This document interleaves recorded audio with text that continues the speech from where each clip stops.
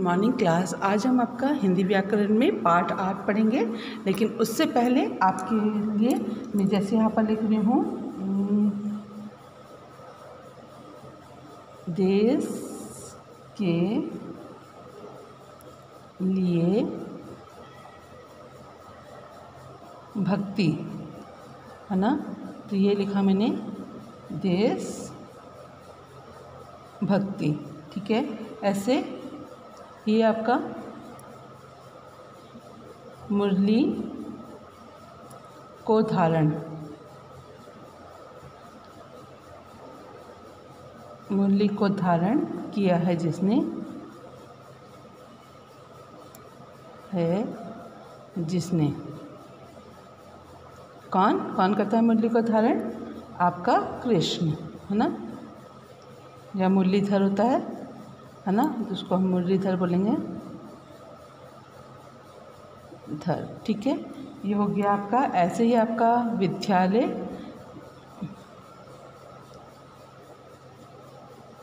विद्या के लिए आलय, आपका विद्यालय, ठीक है। तो ये क्या है, इन वाक्यांशों में अनेक शब्दों को आपस में मिलाकर उनका रूप संक्षिप्त किया गया है ना। तो संक्षिप्त रूप को करने की जो प्रक्रिया होती है, इसको हम क्या कहते हैं? इसमें समास कहते हैं। क्या कहते हैं? समास, ठीक है। आगे रूप आपका डेफिनेशन होती है समास की आपकी, मैं लिख देती हूँ यहाँ पर समास की डेफिनेशन। अनेक शब्दों को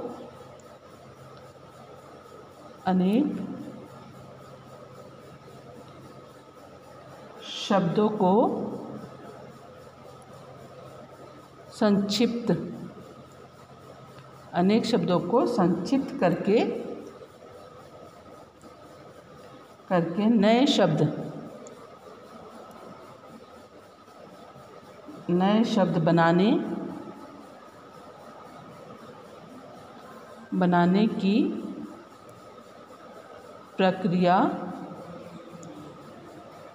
आपका क्या कहलाती है? समास कहलाती है, ठीक है। अनेक शब्दों को संक्षिप्त रूप में कराए, देशभक्ति, कृष्ण, मुरलीधर, विद्यालय, है ना। नए शब्द बनाने की जो प्रक्रिया होती है आपकी, समास कहलाती है। समास में आपका जैसे कि ये था आपका विद्यालय, है ना, विद्यालय, मुरलीधर, है ना। ऐसे कई शब्द थे इसमें, मुरलीधर, है ना। तो ये क्या है, समास की प्रक्रिया से बनने वाले जो शब्द होते हैं, समास की प्रक्रिया से जो ये शब्द बने हैं, इन शब्दों को क्या कहते हैं हम लोग? समस्त पद। क्या कहते हैं इसे? समस्त पद, ठीक है। क्या कहते हैं इन्हें कहते हैं हम लोग समस्त पद कहते हैं, है ना। तो समस्त पद कहते हैं आपका। तो आपका इसमें जैसे मैं एक शब्द और लेती हूँ आपका, पूजा घर, ठीक है। पूजा घर, है ना। तो ये हो गया आपका पूजा प्लस घर इक्वल टू पूजा के लिए घर, ठीक है। समस्त पद का इसे समस्त पद कहते हैं। मैं यहाँ पर लिख देती हूँ, उसको बोलते हैं समस्त पद, ठीक है।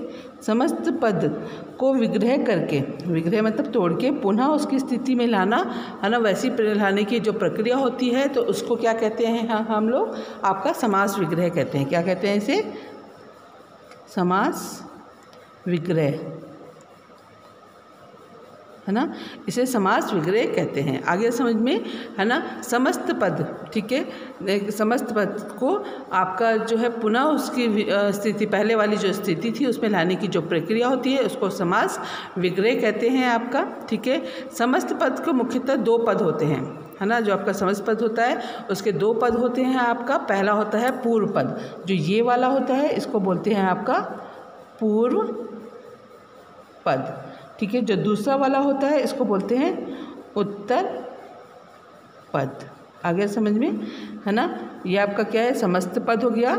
इसके समस्त पद को जो है कि मुख्यतः 2 पद होते हैं इसमें, पूर्व पद और उत्तर पद होता है ना। और उसको जो समस्त पद को पुनः वैसी स्थिति में पुनः जो प्रक्रिया में दोबारा से तोड़ के लाया जाता है, पुनः स्थिति में लाने की जो प्रक्रिया होती है, इसको हम क्या कहते हैं? समास विग्रह कहते हैं। आगे समझ में। तो आपका फिर इसके बाद है समास के भेद। समास के भेद, ठीक है। जो समास के जो भेद हैं आपके, समास के 6 भेद होते हैं। मैं यहाँ पर नहीं लिख रही हूँ पूरे कितने होते हैं? 6 भेद होते हैं। पहला होता है उसमें आपका तत्पुरुष समास।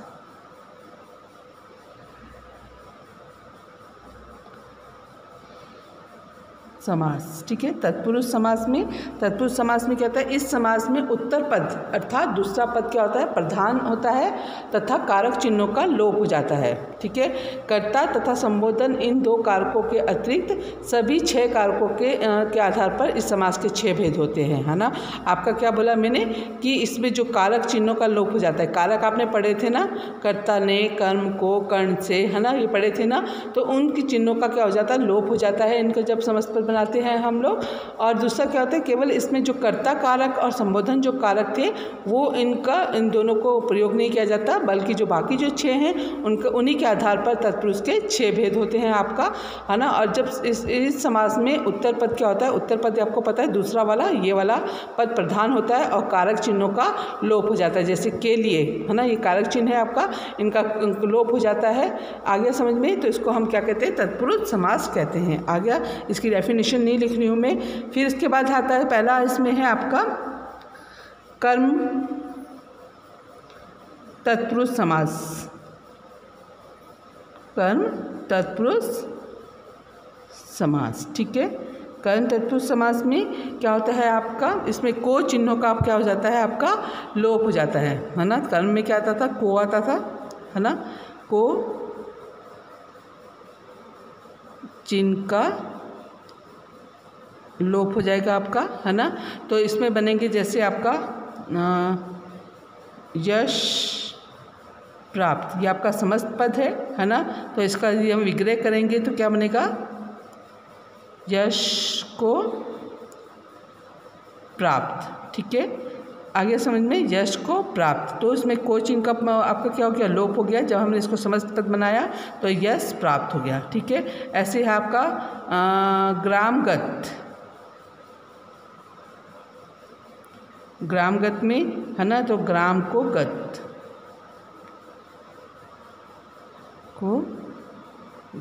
है ना। तो इसमें को चिन्ह का लोप हो गया है तो आपका ये ग्राम को गत बन गया, ठीक है। फिर आपका आता है इसमें दूसरा करण तत्पुरुष समास, ठीक है। करण तत्पुरुष समास आता है इसमें क्या होता है? करण में क्या आता है? से, है ना। से चिन्ह का क्या हो जाता है? आपका लोप हो जाता है इसमें। तो इसमें करण फिर कैसे बनेंगे? आपका एक शब्द लेते हैं आपका शोका कुल, है ना। तो शोका कुल को यदि हम विग्रह करेंगे तो क्या होगा? शोक से आकुल, ठीक है। और जब इसका हम समस्त पद बनाएंगे तो ये से जो आपका विभक्ति चिन्ह का लोप हो जाएगा तो ये आपका क्या आ जाएगा? इसमें शोका कुल बन जाएगा, ठीक है। हस्तलिखित, ठीक है। एक को लेते हैं हस्त लिखित, है ना। हस्तलिखित माने आपका इसको बोलेंगे हाथ से लिखित, ठीक है। और से विभक्ति का आपका क्या हो जाएगा? इसमें लोप हो जाएगा। तब आपका हस्त लिखित बन जाएगा जब समस्त पद बनाएंगे आपका, ठीक है। फिर आपका इसमें तीसरा था है आपका संप्रदान।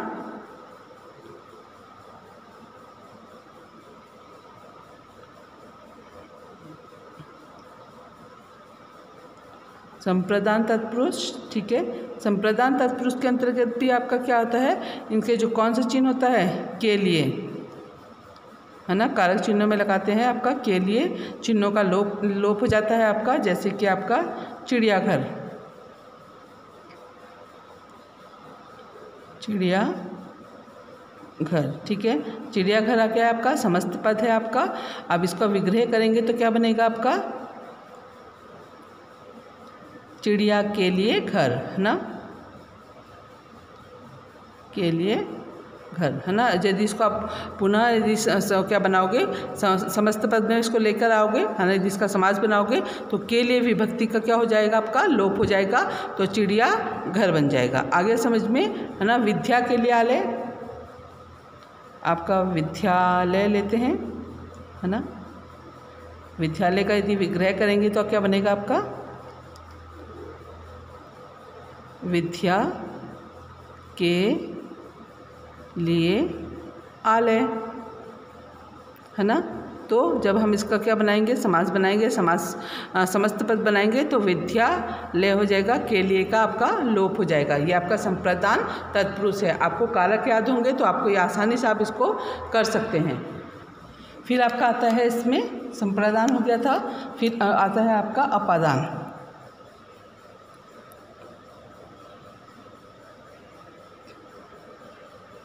ठीक है, अपादान तत्पुरुष होगा आपका,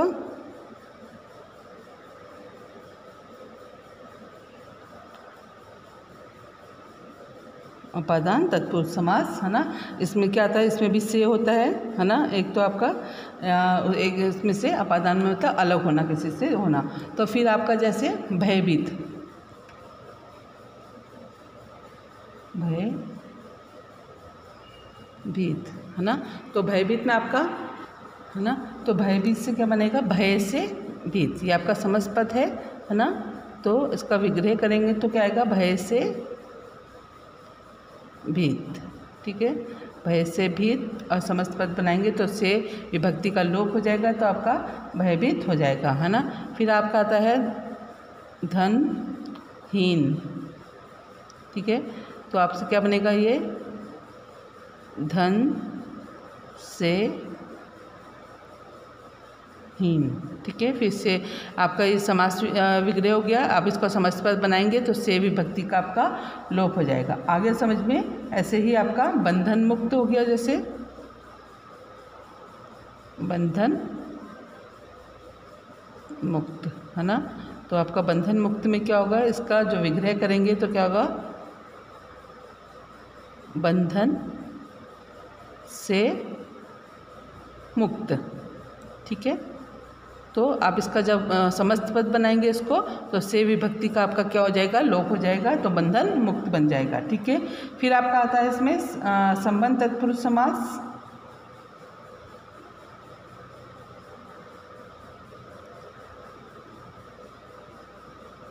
तो संबंध तत्पुरुष समास, ठीक है। संबंध तत्पुरुष समास में क्या होता है, इसमें जो चिन्ह होते हैं आपको याद है क्या क्या होते हैं, का, के, की, है ना। इन चिन्हों का क्या हो जाता है, आपका लोप हो जाता है इसमें। तो ठीक है, आपका इसमें बनेंगे जैसे कि गंगा जल, ठीक है। ये आपका समस्त पद है, मैं आपको बार बार बता रही हूँ। और ये विग्रह करने पर क्या बनेगा, इसका गंगा का जल, ठीक है। जब आप इसको समस्त पद बनाएंगे तो इसमें का विभक्ति का आपका लोप हो जाएगा, तो गंगा जल बन जाएगा, है ना। फिर आपका है दीनानाथ, दीनानाथ, ठीक है। तो दीनानाथ में आपका क्या आएगा,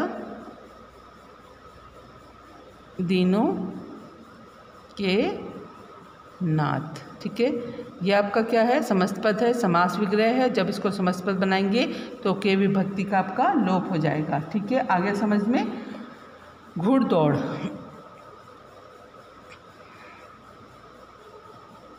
घुड़दौड़, घुड़दौड़ में क्या आता है आपका, आपका घुड़दौड़ हो गया, या सॉरी घोड़े की दौड़ हो जाएगा ये घुड़दौड़ में, है ना।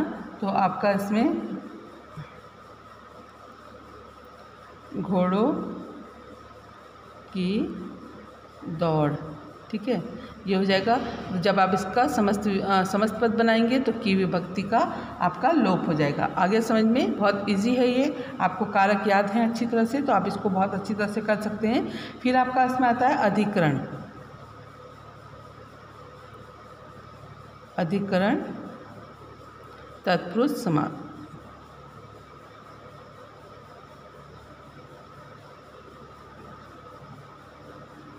ठीक है। अधिकरण तत्पुरुष समास में क्या आता है, आपको याद है चिन्ह क्या होते हैं इसमें, में और पर लगता है ना। इन चिन्हों का जब लोप हो जाता है, जब हम इसको समस्त पद बनाते हैं आपका, है ना। वनवास, जैसे कि आपका वनवास, ठीक है। तो इसका हम विग्रह करेंगे तो क्या बनेगा, वन में वास, ठीक है। हो गया वनवास, है ना, इजी है। और फिर जब आप इसको समस्त पद बनाएंगे तो में विभक्ति का आपका लोप हो जाएगा इसमें। फिर आपका है घोड़े पर सवार, घुड़सवार, ठीक है। घुड़सवार तो क्या बनेगा आपका, घोड़े घोड़े पर सवार, ठीक है। जब आप इसको समस्त पद बनाएंगे तो आपका पर विभक्ति का आपका लोप हो जाएगा, इसमें चिन्हों का लोप हो जाएगा इसमें, ठीक है। आपका फिर इसके बाद है दूसरा, आपने अब तक वो पढ़े थे, है ना, तत्पुरुष समास के भेद पढ़े ये। इसके बाद आता है आपका कर्मधारय समास, कर्मधारय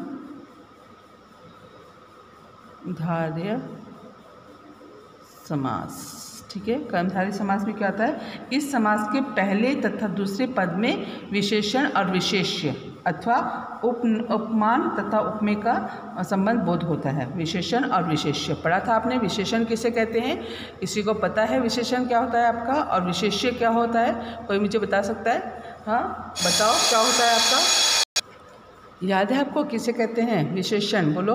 जो शब्द आपका संज्ञा या सर्वनाम के रूप, गुण, मात्रा, आकार, है ना, प्रकार आदि का जो बोध कराते हैं उनको तो हम विशेषण कहते हैं आपका।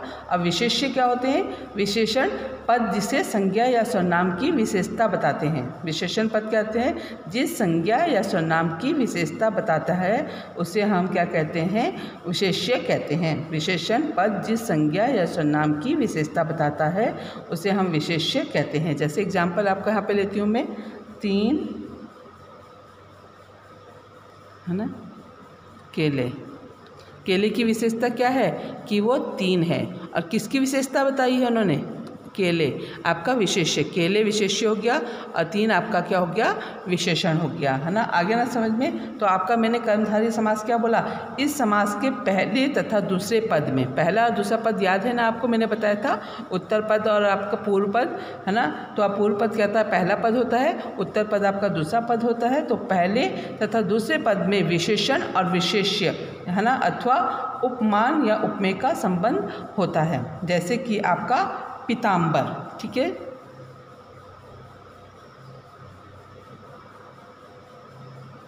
पीताम्बर, है ना, तो पीला है जो अंबर, ठीक है। क्या है अंबर, मैंने वस्त्र होता है, तो क्या बोला उसने, वस्त्र की विशेषता क्या है कि वो पीला है ना, और किसकी विशेषता बताई उसने, अंबर की, है ना। तो ये क्या है आपका, एक विशेषण हो गया और एक विशेष्य हो गया। तो कर्मधारय पद में आपको इतना देखना पड़ेगा कि पहले तथा दूसरे पद में विशेषण तथा विशेष्य आपका आता है, दूसरा उपमान या उपमेय का संबंध का बोध होता है आपका, ठीक है। फिर आपका जैसे लाल किला,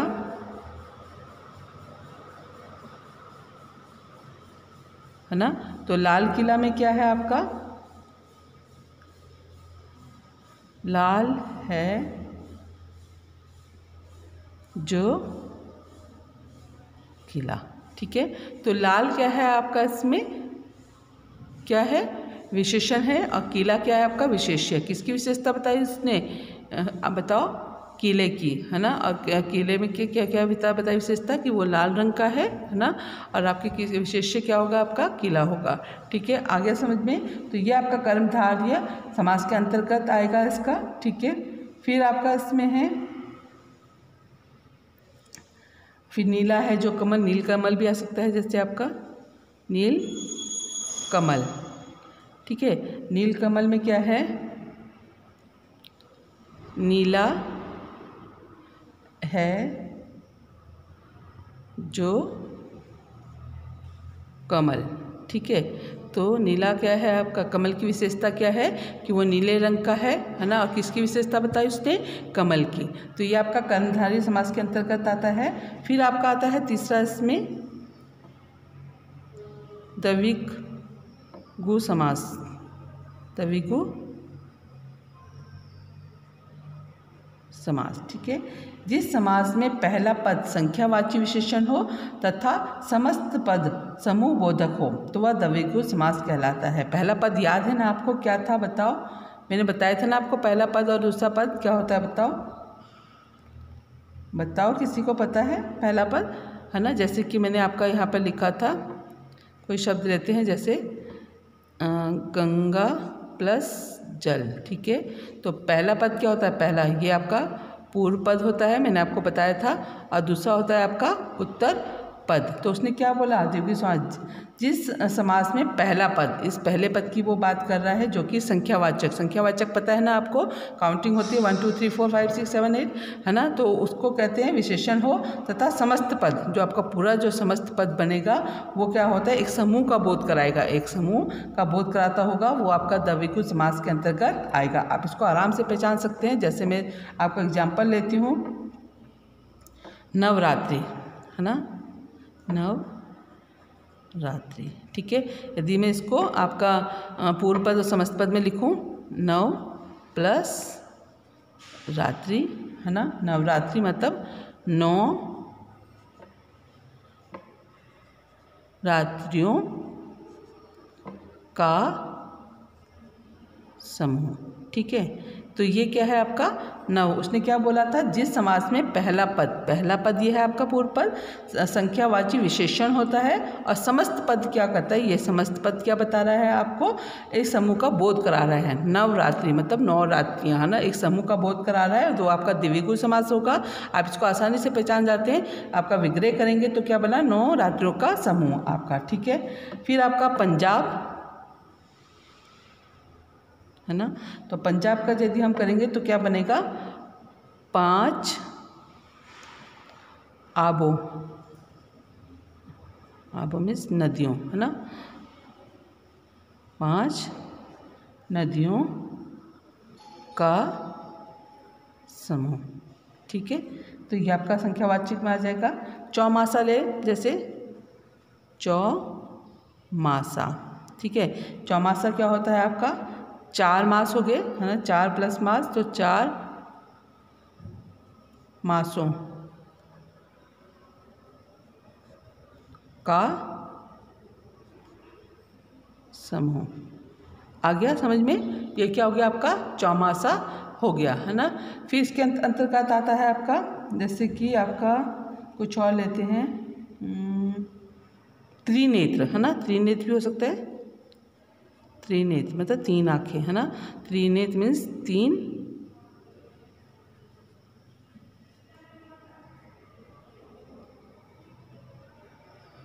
आँखों वाला, ठीक है। फिर आपका इसमें पंचरत्न हो गया। पंचरत्न में आपका क्या आएगा, 5 रत्नों